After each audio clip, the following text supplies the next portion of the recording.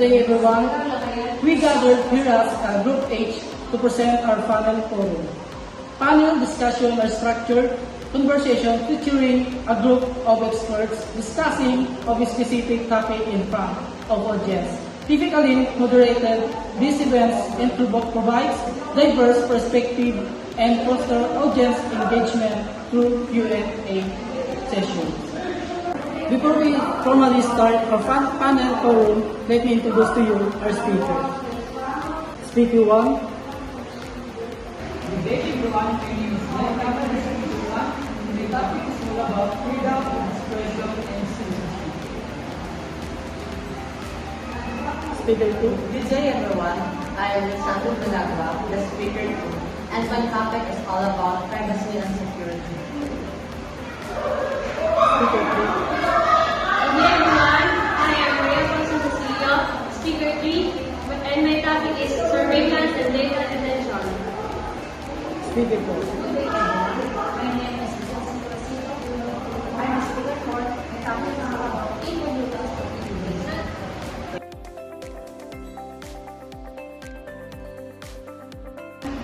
Freedom of expression and censorship. Social network sites such as Facebook and Twitter have assumed a place of great importance in contemporary social life and politics, transforming how individuals interact with each other and how social political movements organize and communicate with borders public. While those social network websites have served as open and free forums for speech and debate, they face a number of internal and external pressure of engage in censorship. So this article argues that federal court should extend First Amendment protection to communicate on social network websites.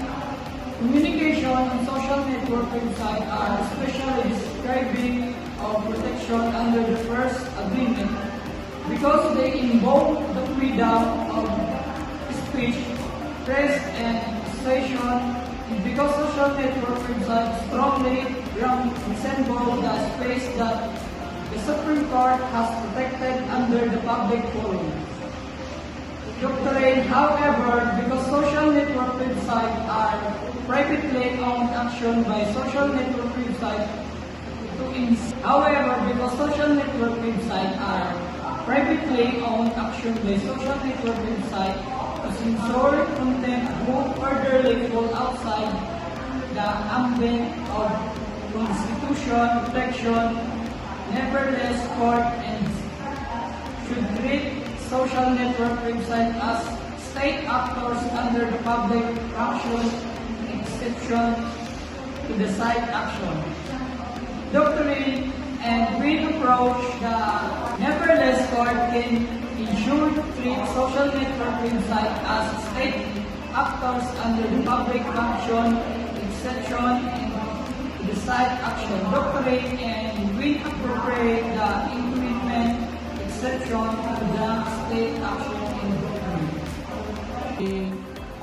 And this is my topic, privacy and security in internet-based information systems.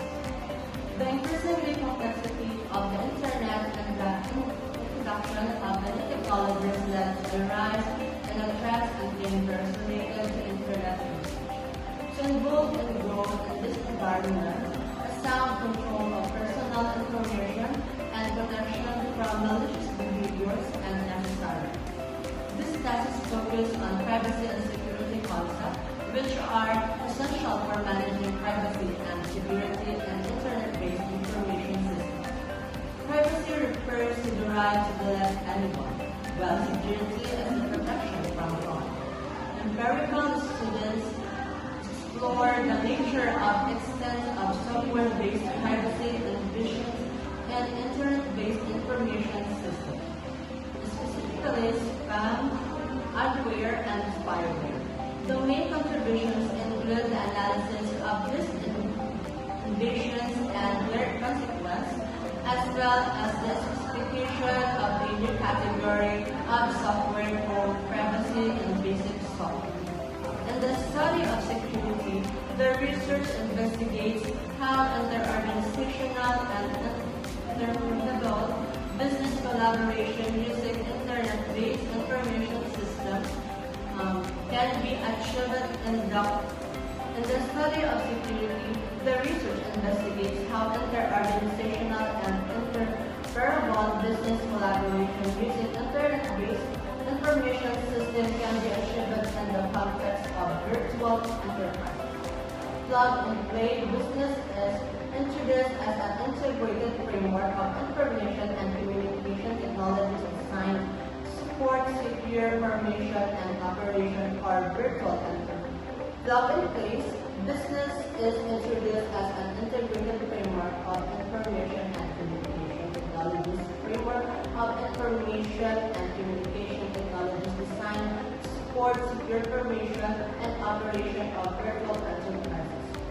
A formal analysis of plug-and-play business and its crucial task is carried out along with discussion of improving security and promoting trust. Intelligent software agents are suggested to automate some tasks necessary for operating a virtual enterprise.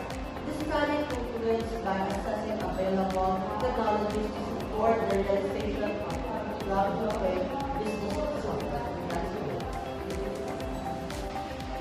This is my topic, surveillance and data retention. This paper examines public preferences regarding privacy implication of internet surveillance. This study was based on a pan-European survey and included a stated preferences displaying choice experiments involving the choice of an internet service provider offering varying levels of storage, access and sharing of internet activity, continuous surveillance, and privacy extension technology.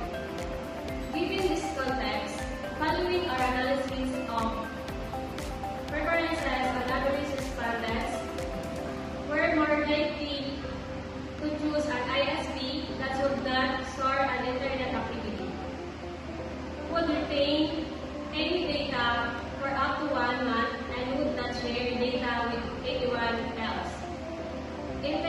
Interestingly, respondents did recognize the potential benefit for continuously stay surveillance, but only under an appropriate, acceptable legal basis.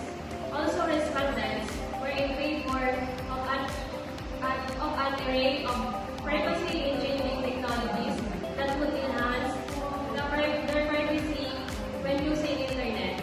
The analysis shows that in some cases, significant differences in preferences across countries and socioeconomic characteristics suggest that individual privacy preferences do vary across cultural or national settings, age, gender, and educational level. That's all. Thank you.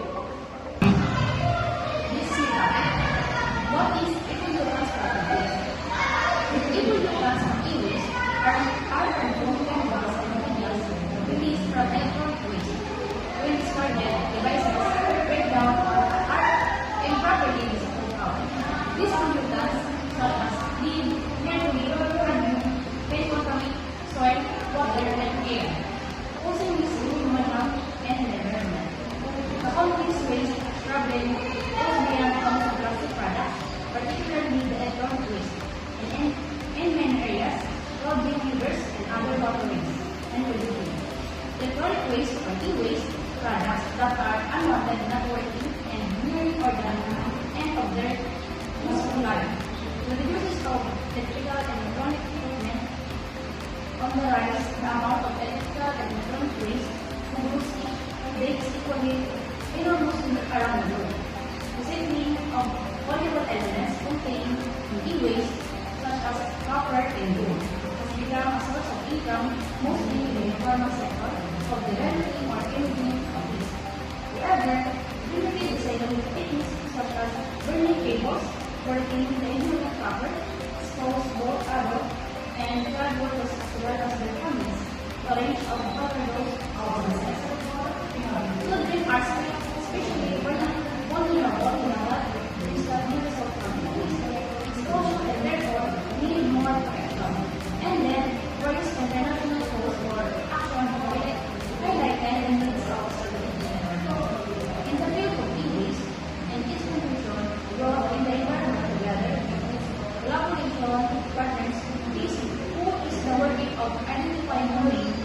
sources and potential use of e-waste, photos, and training was successful development. That's all. Thank you. Thank you for the wonderful discussion about your topics. And now, let's proceed to our question about your topics. How does the rights to freedom of expression and censorship, privacy and security, surveillance and data retention and evolution from iOS, especially regarding the impact on individual autonomy? Now, my answer for that question is freedom of expression and censorship are often at odds with each other, striking balance is excessive censorship can undermine democratic values.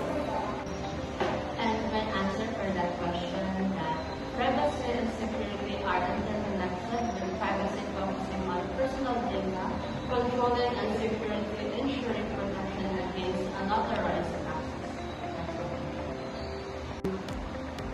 The answer for that question is surveillance and data retention contribute to privacy invasion and potential misuse of personal information, and regulation may address these issues by enforcing stricter data protection laws, ensuring transparency, limiting task scope and duration of data collection. The answer for that question is evolutions of e-waste contribute to environmental degradation and public conflict, and regulation can address these issues by enforcing strict waste management practices. Thank you for the wonderful answer. And now let's proceed to the last question.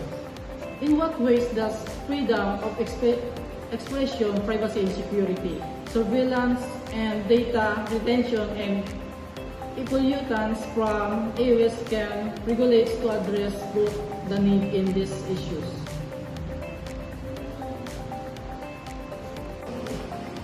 My answer for that question, balancing freedom of expression and censorship is crucial for fostering a healthy democratic environment and authentic societal engagement.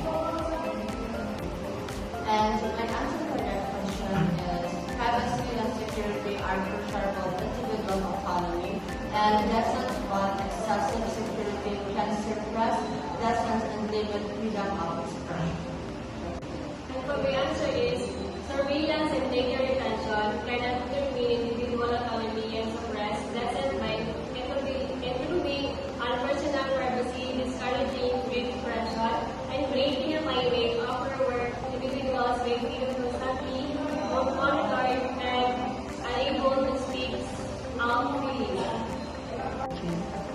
The answer to that question is the rights to freedom of e-waste, impact individual autonomy, and lessons by exposing communities, environment, are limiting their control over their health and surroundings.